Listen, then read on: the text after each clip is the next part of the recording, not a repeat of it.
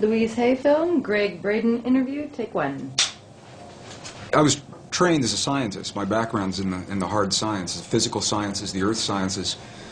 In the 60s and 70s, when I received that training, there was no room for the possibility of the kind of things that we're talking about now, the kinds of things that suggest that our inner world and our inner thoughts, feelings, emotions, beliefs in any way affect the world around us.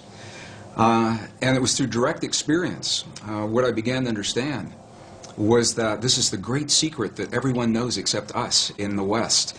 Almost any other culture that we go to, from the monasteries in Egypt and Tibet and India and Bolivia and Peru, the indigenous traditions, little villages in the Andes Mountains, they all know that there is this experience that we can have inside of our bodies that affects our world in some way, and our science simply has not allowed for that historically. Well, I was trained as a scientist, and I was trained to look in the world around me for my answers, so I began to go to these places. I began to go into the monasteries, all the places that I mentioned. And it was through the direct experience of sitting in the presence of people who have lived and practiced the kinds of traditions that Louise Hay and the other authors I'm so blessed to be sharing the stage and this information with. But they teach about. And what we begin to understand is that this is the place where science got it wrong. There are two places, two assumptions that science has made, modern science. And they're coming full circle and correcting that now. But the first one is that the space that we believe is empty is not really so empty. It's full of a living essence, of a living material that we're only beginning to understand, number one. And number two, the fact, and it is a fact now, that we may have experiences inside of our bodies that influence the world beyond our bodies through the conduit of what's in this space.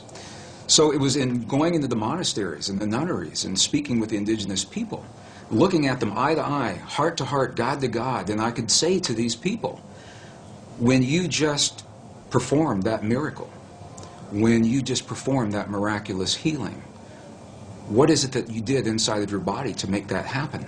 And if I didn't understand what they told me, I'd ask them again and again and again through the translators until I understood that they were creating an experience, producing an effect inside of their bodies that my science never told me was possible or existed. And that was the path that led me. I just want to emphasize, science is good. And I believe our science is good and served us well. It simply is incomplete. And so it was that path that allowed me to flesh out the missing pieces that we're only beginning to understand today, marrying the best science of our time with the wisdom, 5,000 years of wisdom of our past, into a greater understanding. And that understanding brings us right back to the question. That's a long answer to a short question. But it brings us back to where we're only now beginning to understand that there is something that we can do in our lives that influence not only the physical body, ours and those of other people around us, but literally influence the physical reality of our world, and that changes everything. It changes everything that we in the West believe about ourselves. So as a scientist, I've also come to understand this is a very different way for many people to think about themselves and their world. And I've found that there's a learning curve that our audiences and our friends and families and co-workers in my career at the Water Fountain, this is not something that people typically talk about in a technical organization. They don't wake up in the morning and say, what kinds of feelings, what kinds of dreams, what kinds of healings did you have over the weekend? And they're talking about who won the football game and who won the lotteries. But this is where it brings us, the relevance in our lives, because we all are having experiences every day. Whether we are consciously aware of it or not, those experiences are physically affecting our bodies and our world. What Western science now is beginning to understand, only in the last years of the 20th and now the first years of the 21st century, it is now a scientific fact that the space between things is anything but empty. It is full of a living, pulsating essence that is so new, scientists have yet to agree on a single term. Some are calling it a quantum hologram, very technical sounding name. Dr. Edgar Mitchell, the former Apollo astronaut, I've had the honor of sharing the stage with him a number of times. He calls it nature's mind. Stephen Hawking calls it the mind of God. Others simply call it the field. In 1944, the father of quantum physics, Max Planck, identified the existence of this field, and he called it the matrix. He said, underlying everything that we see, our bodies included, everything we see in the world around us in our bodies, he said, there is the existence of what must be a conscious and intelligent mind. This is his language in 1944. He said that this mind is the matrix of all matter, and it's from his work that the movie series began and many of the ideas that we have today.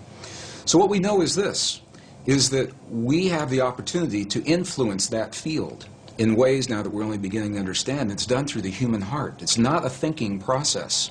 Thoughts are important. But the ancients made a distinction between thoughts and feelings and emotions. And it's the feelings that are centered in our heart, what are called coherent, heart-based emotions. We know that when we feel a feeling of love, compassion, understanding, forgiveness, when we change the self-esteem, that there's an effect from that it changes the electrical and the magnetic fields in our heart, and that those fields literally change the stuff that our world is made of around our bodies. Our hearts are the strongest magnetic field in our bodies, and our hearts are the strongest electrical field in our bodies, much more so than the brain. While the brain does create those kinds of fields, the heart is many times stronger. And what the science now is showing is that when you can change the field that the atom is in, you change the atom. And we're made of those atoms. So when we have feelings in our hearts, we're changing the field that connects the stuff everything is made of. And we literally are altering our physical reality in ways that sound miraculous in Western science. But again, this is the great secret everyone knows except us, because Western science has only arrived at this understanding. You go to these ancient and indigenous traditions and cultures, it's where they begin. They begin with the understanding, sure, everything's connected, and sure, we're part of it. And then they take us one step further, and they say, here, I'll show you. I'll show you how to create the effects in your body so that you can heal your body, and you can heal the bodies of others. You can change your self-esteem, and your body will mirror that change. It doesn't have to be a long, slow, drawn-out process. It can happen very, very quickly. It can happen in a matter of minutes. We have video documentation from medicineless hospitals in Beijing, China, for example, where they understand these practices, and they've employed them for several thousand years. And we can look into the body of a living woman with a cancerous tumor that Western science says is inoperable. And then we can watch as three practitioners that understand the language of human emotion. They create the feeling in their bodies. They're not looking at that tumor as an illness. They see that woman as whole, healthy, vital, completely enabled, fully capacitated. And as they feel that feeling strongly among themselves, her physical body mirrors that. And we can see it through sonograms. We can see that tumor disappear in less than 3 minutes. And that's how quickly reality can change. And this is where the disconnect comes in with Western science.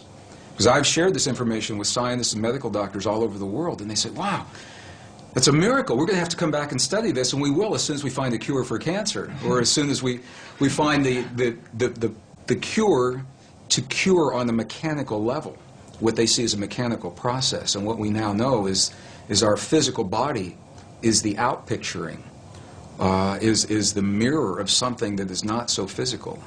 And this is where science now is only arriving. The three practitioners in the medicineless hospital in Beijing did not judge that cancerous tumor.